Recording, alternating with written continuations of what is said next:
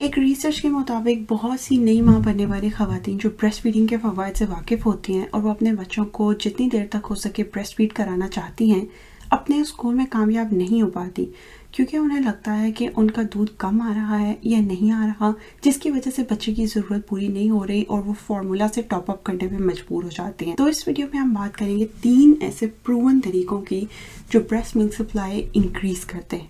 सबसे पहली बात, मेरा दूध तो आता ही नहीं है या मेरा दूध कम आता है, इस बात की टेंशन लेना छोड़ दें। जितना आप इस बात का स्ट्रेस लेंगे उतना एक्चुअली में आपका दूध कम आएगा। अब ये कैसे काम करता है कि ब्रेस्ट फीडिंग जब होती है तो जो हार्मोन रिलीज होता है उसे हम कहते हैं ऑक्सीटोसिन। लेकिन जब आप कॉन्स्टेंटली इस बात की टेंशन में रहती हैं, स्ट्रेस लेती हैं, तो स्ट्रेस आपके जिस्म में कॉर्टिसोल हार्मोन प्रोड्यूस करता है। कॉर्टिसोल ऑक्सीटोसिन के फंक्शन को इनहिबिट करता है, जिसकी वजह से हकीकतन मिल्क सप्लाई कम हो जाती है। अब इस बात की वजह क्या होती है कि आपको लगता है कि मेरा दूध कम आ रहा है या नहीं आ रहा। अगर आपका बेबी अभी अभी पैदा हुआ है, न्यूबॉर्न है, तो इसकी बहुत सी वजह हो सकती है। बेबी जो है वो बार बार दूध पीना चाहता है, लंबे टाइम के लिए दूध पीना चाहता है। एक घंटा में से दूध पिलाती हूँ, उसके बाद लेट आती हूँ तो 10 मिनट बाद ही दोबारा रोने लग जाता है।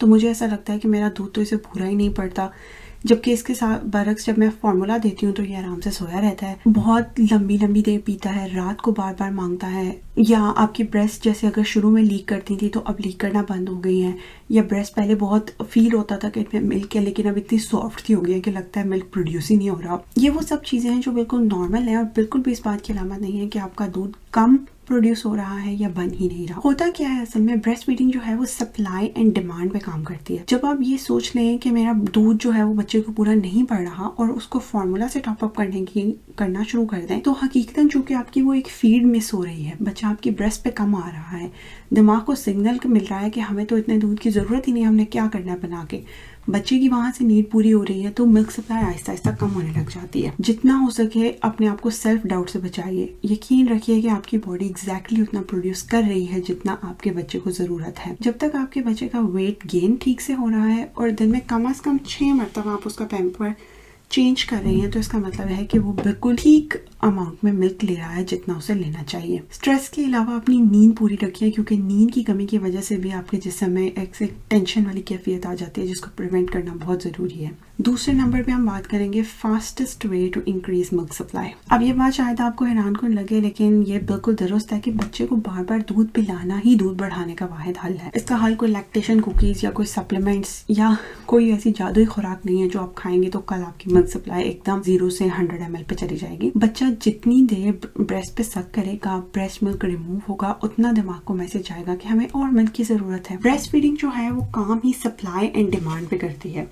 जितनी डिमांड होगी उतनी सप्लाई ज्यादा आएगी। तो बच्चा जितनी देर दूध पीना चाहे उसे उतनी देर दूध पिलाइए, जितनी दफा पीना चाहे उतनी दफा पिलाइए। कोई भी स्ट्रिक्ट स्केड्यूल या कोई भी रिस्ट्रिक्शन ना रखे कि अरे अभी तो पिलाया था ये फिर से मांगने लग गया। शुरू के दिनों में बहुत से फैक्टर्स हैं जिनकी वजह से एक न्यूबॉर्न जो है वो बार बार और लंबे अरसे के लिए दूध पीना चाहता है, लेकिन 3 माह के बाद या उसके बाद भी जब भी बच्चे की डिमांड हो आप उसे पिलाएं, तो आपकी सप्लाई बिल्कुल उसके अकॉर्डिंग मेंटेन रहेगी। अब जब आप बच्चे को दूध पिला रहे हो तो इस बात का ध्यान रखें कि एक न्यूबॉर्न बेबी जो है वो तकरीबन हर 2 से 3 घंटे में दूध पिएगा, यानी 24 घंटे में कम से कम 8 से 16 मरतबा वो दूध पी रहा है। ये बिल्कुल नॉर्मल है न्यूबॉर्न्स के लिए। इसका ये मतलब नहीं है कि आपका दूध कम है, बल्कि यही वो चीज़ है जो आगे जाके आपकी मिल्क सप्लाई मेंटेन रखने में हेल्प करेगी। जब भी बच्चे को दूध पिलाएं तो मेक श्योर कि बच्चे का लैच बिल्कुल ठीक हो।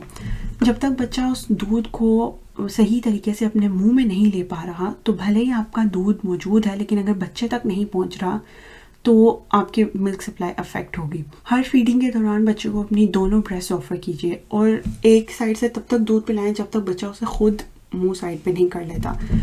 या अगर बच्चा उस दौरान सो जाता है तो कोशिश करें अगर इस दफ़ा आपने दाएं तरफ से पिलाया था तो अगली दफ़ा बाएं तरफ से पिलाएं। और कोशिश करें कि ज़्यादा टाइम तक फीड्स को स्किप ना करें। मतलब जैसे अगर आपको फ़ौरन से काम पे वापस जाना है या किसी काम से बाहर जाना है तो आप उसकी जगह पंपिंग या हैंड एक्सप्रेशन तो शुरू के दिनों में और बाद में पंपिंग कर सकते हैं। इसके बाद हम वीडियो के आखिर में करेंगे, लेकिन कोशिश कीजिए कि ज़्यादा वक्फा ना आने पाए, क्योंकि जब भी वक्फा आता है तो आपकी ब्रेस्ट में जो ऑलरेडी दूध मौजूद होता है वो भरी होती है, दूध रिमूव नहीं होता, तो दिमाग को मैसेज आता है कि हमें मजीद दूध की ज़रूरत नहीं है, जबकि हम ऐसा नहीं चाहते। हम चाहते हैं कि दूध इफेक्टिवली रिमूव हो, चाहे बच्चा रिमूव करे या पंपिंग से रिमूव हो, और फिर बॉडी उसके रिस्पॉन्स में उतना ज़्यादा दूध बनाए। और जैसे हमने पहले बात की थी कि ब्रेस्ट फीडिंग के दौरान ऑक्सीटोसिन हार्मोन रिलीज होता है, तो ऑक्सीटोसिन से ही स्टिमुलेशन प्रोवाइड करने का एक तरीका है स्किन टू स्किन करना। जितना हो सके अपने बच्चे के साथ टाइम स्पेंड करें, उसके साथ बॉन्डिंग करें, कोल्ड कडल्स एंड स्नगल्स, और इससे डेफिनेटली ऑक्सीटोसिन हार्मोन ज़्यादा प्रोड्यूस होगा। बच्चे के अपने फीडिंग रिफ्लेक्सेस होते हैं जिनसे ब्रेस्ट को स्टिमुलेशन मिलती है और वो ओवरऑल आपके मिल्क सप्लाई मेंटेन करने में हेल्प करता है। तीसरी चीज़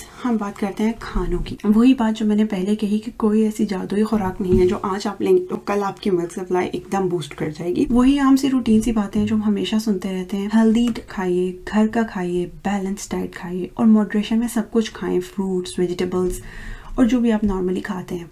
कोशिश करें कि ज़्यादा फास्ट फूड और जंक फूड ना खाएं। और जब भी आप ब्रेस्ट फीडिंग करा रहे हैं तो आपको 300 से 500 कैलोरीज ज़्यादा चाहिए अपने प्री प्रेगनेंसी वेट के मुकाबले में। उनको मेंटेन रखना बहुत ज़रूरी है। पानी ज़्यादा से ज़्यादा पिए, इसलिए नहीं कि पानी जाके आपका दूध बनाता है, इसलिए कि पानी आपको डिहाइड्रेशन से प्रिवेंट करता है और आपको हाइड्रेटेड रहना बहुत ज़रूरी है ताकि आपकी मिल्क प्रोडक्शन इफेक्टिव हो। और ऐसी बात नहीं है कि अगर आप दूध ज़्यादा पिएंगे तो दूध ज़्यादा बनेगा। जो भी आप हेल्दी डाइट लेंगे वो आपकी ब्रेस्ट मिल्क प्रोडक्शन को इफेक्ट करेगा। कुछ फूड्स ऐसी हैं जिन्हें खास तौर पे लैक्टोजेनिक फूड्स कहा जाता है कि वो ब्रेस्ट मिल्क की प्रोडक्शन को इंक्रीज करती हैं, जिनमें खास तौर पे आप क्या चाहते हैं, ये ओट्स वगैरह, पॉरेज। तो कोशिश करें अगर आप नाश्ते में कोई सीरियल बेस्ड ब्रेकफास्ट खा सकें। फ्रूट्स हैं जिनमें अखरोट, खुबानी, चेरीज, ये हेल्प करते हैं। जो भी आपके सीजन में फ्रूट अवेलेबल है उसे मॉडरेशन में खाइए। फ्रेश फ्रूट्स और वेजिटेबल्स हमेशा फ़ायदा ही देते हैं, नुकसान नहीं होगा।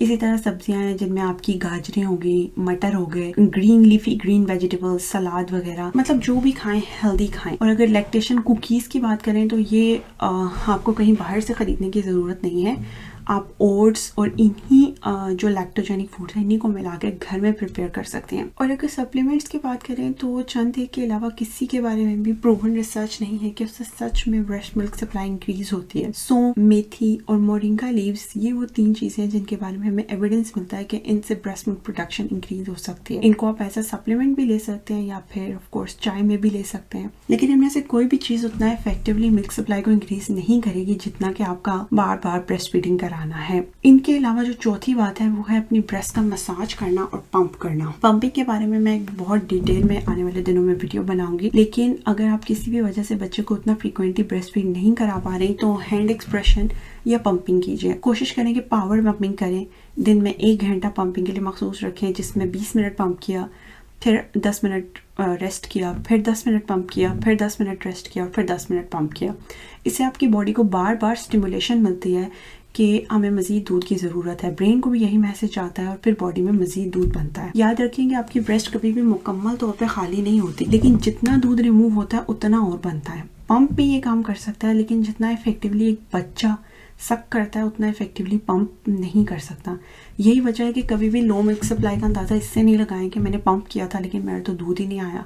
अगर चंद कतरे भी आ रहे हैं तो हमारा काम बेसिकली ये देखना नहीं है कि कितना दूध आ रहा है, बल्कि ये देखना है कि स्टिमुलेशन कितनी मिल रही है। जितनी स्टिमुलेशन मिल रही है उतना ज़्यादा अच्छा। एक बात और, शुरू के दिनों में अगर आपका बेबी अभी बिल्कुल न्यूबॉर्न है तो कोशिश करें कि शुरू में बॉटल्स, फीडर और पैसिफायर्स वगैरह अभी ना दें। कोशिश करें कि ब्रेस्ट फीडिंग अच्छे से एस्टैब्लिश हो जाए, बच्चा ठीक से लैच करने लग जाए, फिर पैसिफायर्स इंट्रोड्यूस करें। होता ये कि जब बच्चे को हम पैसिफायर से सूद करने लग जाते हैं, जब बच्चे की ब्रेस्ट पे आने की फ्रीक्वेंसी कम होगी तो ब्रेस्ट मिल्क इतना इफेक्टिवली रिमूव नहीं हो पाएगा। और ये बात याद रखें कि जितना ब्रेस्ट मिल्क रिमूव होगा उतना ज़्यादा और बनेगा।